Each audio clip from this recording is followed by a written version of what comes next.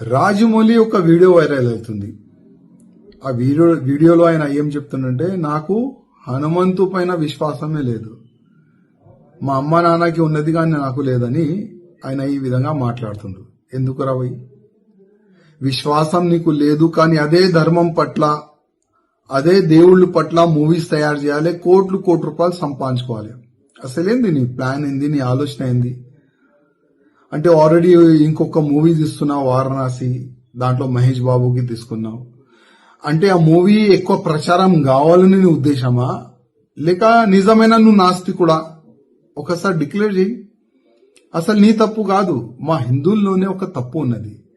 నీలాంటి fault director కి, producer కి అసలు ఐడెంటిఫై మా హిందువులు చేస్తలేరు. నీకు ధర్మం పట్ల అభిమానం లేదు, మా దేవుళ్ళ పైన అభిమానం నీకు లేదు. నీ మూవీస్ ఎందుకు చూడాలి మా హిందువులు? బాహుబలి మూవీ తీసినావు, ఆ ప్రభాస్ తోని శివలింగం లేపట్టినావు, దాంట్లో కోట్ల రూపాయలు సంపాదించుకున్నావు ఆ మూవీతోని, ఫస్ట్ పార్ట్ సెకండ్ పార్ట్ తోని. మళ్ళా మా హిందూ దేవుళ్ళ పైన నీకు నమ్మకం లేదు.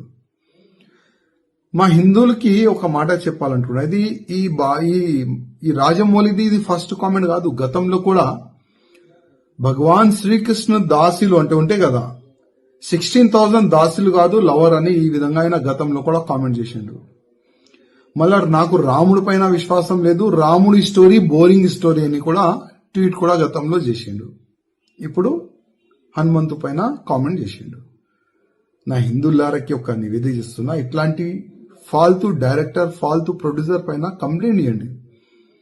ఇట్లాంటి వ్యక్తులకి జైల్లో పడేస్తే అర్థమవుతుంది, హిందూ దేవుళ్ళ పైన కామెంట్ చేస్తే అసలు ఏమవుతుంది నా గతి అని ఈయనకి అర్థమవుతుంది. అదేవిధంగా ఈ ఫాల్తూ డైరెక్టర్, ప్రొడ్యూసర్ తీసిన మూవీ ఎవరు కూడా చూడకండి. మనం చూస్తాం కోట్ల రూపాయలు, 100 కోట్ల రూపాయలు, 1000 కోట్ల రూపాయలు ఈయనకి సంపాదించిస్తాం. అందుకోసం ఈ నాస్తికుడు మన ధర్మం పైన ఏ నోరుకొస్తే అది కామెంట్ చేస్తుండ్రు. అందుకోసం మన హిందువులకి కొద్దిగా అర్థం కావాలి, మన ధర్మం పైన, మన దేశం పైన, మన సమాజం పైన ఎవరైనా తప్పుగా కామెంట్ చేస్తే ఆయన గతి ఏమైతుంది, కొద్దిగా మన హిందువుల్లో ఒక అవేర్నెస్ వచ్చే ఇప్పుడు అవసరం ఉన్నది.